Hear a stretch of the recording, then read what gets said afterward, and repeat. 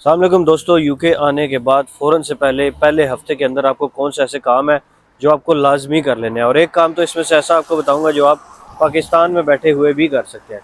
तो भाई ये काम ऐसे हैं जिनके बगैर आपका यूके में गुजारा नहीं होगा। अगर आपने यूके में 1-2 साल रहना है, अगर आप स्टूडेंट वीज़ा पे आए हैं या वर्क वीज़ा पे आए हैं या किसी भी और वीज़ा पे आप यूके में आए हैं, तो आपको ये काम लाजमी कर लेना है। तो सबसे पहले आपने ये करना है कि आते साथ एयरपोर्ट से सिम नहीं लेनी। सिम जो है एयरपोर्ट से लेंगे तो काफ़ी महंगी मिलेगी, इसलिए आपने एयरपोर्ट से बाहर आके सिम लेनी है। सिम जो है यूके में वो फ्री मिलती है, तो वो सिम का जो नंबर है वो होना आपके पास बहुत ज़रूरी है, क्योंकि जब आप अपनी सीवी बनाएंगे और जॉब्स के लिए अप्लाई करेंगे तो वही नंबर होगा जिसके थ्रू आप अपनी जॉब हासिल कर सकते हैं। फिर आपने ये करना है कि आपका एक बीआरपी कार्ड होता है जिसको बायोमेट्रिक रेजिडेंस परमिट कहते हैं, वो आपने जाके कलेक्ट कर लेना है। अब बायोमेट्रिक रेजिडेंस परमिट बेसिकली ये एक किस्म का आपका आईडी कार्ड होता है। जैसे पाकिस्तान में हमारा नादरा का शनाख्ती कार्ड होता है, यहाँ पे आपका ये जो बायोमेट्रिक रेजिडेंस परमिट होता है, इसके ऊपर लिखा होता है कि आपका वीज़ा कौन सा है और आप यहाँ पे कितने अरसे तक रह सकते हैं, आपकी क्या लिमिटेशंस हैं, ये सारी चीज़ें आपकी उस कार्ड के ऊपर लिखी होती हैं। अब ये बायोमेट्रिक रेजिडेंस परमिट का जो कार्ड है ये आपको कहाँ से मिलेगा?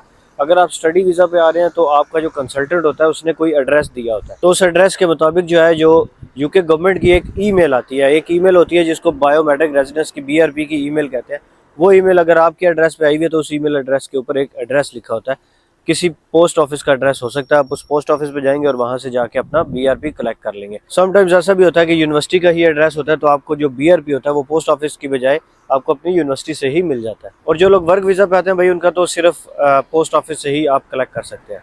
और उसका एड्रेस मैंने आपको बता दिया कि जो ईमेल एड्रेस आई है उसके अंदर वो एड्रेस भी मेंशन है। अगर यूनिवर्सिटी से कलेक्ट करना है तो उसमें ये भी मेंशन किया गया है कि सिर्फ आपने जाके यूनिवर्सिटी से ही कलेक्ट करना है। बीआरपी जो है समटाइम्स टाइम लग जाता है। अगर आप किसी दूसरी सिटी में हैं, मिसाल के तौर पर आप लंदन में आपका बीआरपी है लेकिन आप मैनचेस्टर में रहते हैं, जो कि काफ़ी लंदन से दूर है, तो आपको इतनी जल्दी नहीं करनी चाहिए बीआरपी बार बार। अगर आपका किराया लग रहा है जाने में, तो मेरे ख्याल से जब आपका वीज़ा जिस डेट को लगा है उसके तकरीबन 1 महीने यानी 4 हफ्ते बाद आपको अपना बीआरपी पता कर लेना चाहिए। बहुत सारे लोग समझते हैं कि अगर बीआरपी जो है वो आप जाके 1 हफ्ते 2 हफ्ते के अंदर 10 दिनों के अंदर कलेक्ट नहीं करेंगे तो वापस चला जाएगा। ये बात गलत है।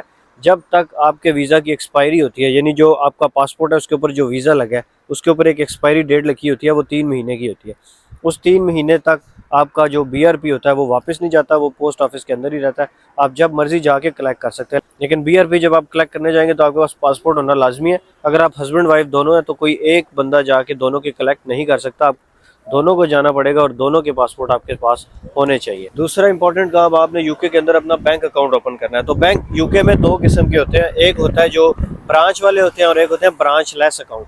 तो आप कोई भी ओपन कर सकते हैं, इससे कोई फ़र्क नहीं पड़ता। मेरे ख्याल से लोग कहते हैं ब्रांच वाले इंपॉर्टेंट ज़्यादा अच्छे होते हैं, लेकिन मुझे ख्याल, मैंने दोनों अकाउंट्स ओपन किए हैं और मुझे तकरीबन 2.5 साल हो गया, मुझे किसी बैंक में कोई इशू नहीं हुआ। तो सबसे इजी जो बैंक अकाउंट ओपन करने वाला है वो है रेवोलूट का और दूसरा है मोनीज का। तो रेवोलूट और मोनीज का बैंक अकाउंट जो है वो आपने ओपन करना है। और मैं आपको बता दूं कि रेवोलूट का जो बैंक अकाउंट है वो यूके आने से पहले भी ओपन कर सकते हैं। मिसाल के तौर पर आप पाकिस्तान में और आपका वीज़ा लग गया तो आप वहीं से बैठ के अप्लाई कर सकते हैं। अपनी ईमेल एड्रेस डाल देंगे, आप जो भी एप्लीकेशन डाउनलोड करें जाके और उसके अंदर जो भी स्टेप्स हैं उनको फॉलो करें, अपनी ईमेल एड्रेस डालें और आपका जो वीज़ा लगा हुआ है उसकी पिक्चर आप उस एप्लीकेशन पे अपलोड करेंगे तो आपका रेवोलूट का बैंक अकाउंट खुल जाएगा। आपका जो एड्रेस है यूके में किसी फ्रेंड का एड्रेस दे दें और आपका फिजिकल कार्ड भी वहाँ पे आ जाएगा।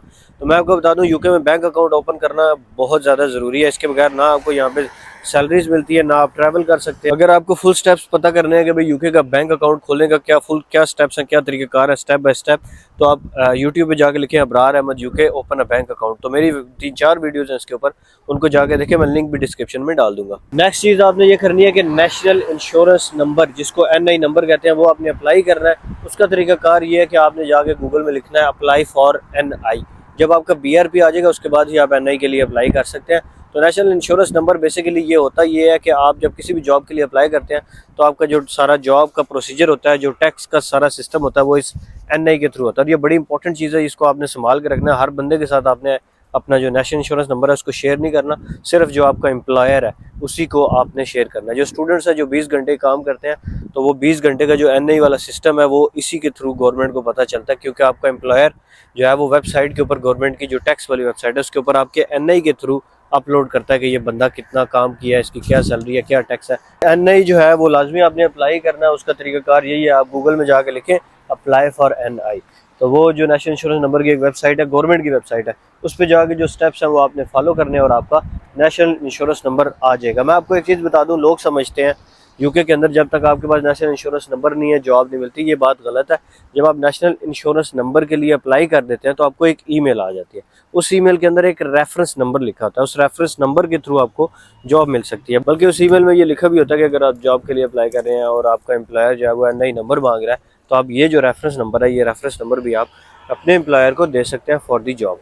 उसके बाद फिर आपने खुद को यहाँ पे अपने डॉक्टर के साथ रजिस्टर करा लेना है। डॉक्टर को यहाँ पे जीपी कहते हैं। तो उसका तरीकाकार ये है कि आप गूगल मैप में जाके आप लिखेंगे सर्जरीज नियर मी, ज़्यादातर उसको सर्जरी कहते हैं। जैसे यहाँ पे हमारे लिंथोप सर्जरी है, पार्क सर्जरी, इस तरह के नाम, काफ़ी सारे नाम होते हैं, लेकिन वो सर्जरी से ज़्यादातर शुरू होते हैं। समटाइम्स उसको मेडिकल सेंटर भी कह देते हैं। तो ये डिपेंड करता है आप कौन सी सिटी में। गूगल मैप पे जाके लिखेंगे, आप रिव्यूज़ भी पढ़ लें कि कौन सा जीपी अच्छा है। उस जीपी के पास आपने जाना है, उसको जाकर आपने कहना जी मैं यूके में नया आया हूँ और मैं खुद को रजिस्टर करवाना चाहता हूँ आपके साथ। तो तरीकाकार वो आपको बता देंगे और वो आपको एक फॉर्म देंगे। मेरे ख्याल से वो फॉर्म आपने जाके फिल कर लेना है और उस फॉर्म के थ्रू फिर आपको एक NHS नंबर भी मिल जाएगा। यानी आप जब जीपी के बाद रजिस्टर होंगे, आपको एक लेटर आएगा नेशनल हेल्थ सर्विसेज NHS जो गवर्नमेंट का अदारा है उसकी तरफ से। वो NHS नंबर जो है वो आपका बड़ा ज़रूरी है, उसको भी आपने संभाल के रखना। जब भी आप बीमार होंगे, जीपी के पास भी जाएंगे या किसी भी जगह आप जाएंगे, प्राइवेट सरकारी या किसी जगह भी जब आप जाएंगे इलाज के लिए, तो वो जो आपका नंबर है NHS नंबर, वो हमेशा आपका जो डेट ऑफ बर्थ होती है उसके थ्रू भी वो एक्सेस कर लेते हैं। लेकिन आपने खुद को जीपी के बाद लाजमी रजिस्टर कराना है। काफ़ी लोग यहाँ पे आते हैं, वो 3-3 4-4 महीने हो जाते हैं और उनको पता ही नहीं होता कि जीपी के बाद रजिस्टर होना है क्या। जब वो बीमार होते हैं तो फिर वो उनको समझ नहीं आती कि अब हम किस डॉक्टर के पास जाएं। तो खुद को फिर आपने जीपी के पास आते साथ लाजमी रजिस्टर करवा लेना। और जीपी के बाद रजिस्टर कराने के आपको कुछ और भी फ़ायदे होते हैं, जैसे आपको एक लेटर आता है जो NHS की तरफ से आता है, उसके ऊपर एक प्रूफ ऑफ एड्रेस भी लिखा होता है, यानी आपका एड्रेस लिखा होता है। यहाँ पे जब भी आप किसी भी जॉब के लिए अप्लाई करते हैं, किसी भी बैंक के लिए भी इवन अप्लाई करेंगे, वहाँ एक चीज़ आपसे मांगते हैं, प्रूफ ऑफ एड्रेस। तो प्रूफ ऑफ एड्रेस में आपका ये जो NHS का लेटर होता है ये भी काम आ सकता है। और फिर आखिर में फिर अगर आप स्टूडेंट वीज़ा पे हैं या डिपेंडेंट वीज़ा पे हैं तो आप फिर आखिर में जॉब सर्च भी कर सकते हैं। जॉब सर्च तो खैर आखिर में करने की ज़रूरत नहीं है, आप आते साथ शुरू कर सकते हैं। Thank you everyone for watching. मिलते हैं अगली वीडियो में। खुदा हाफिज़।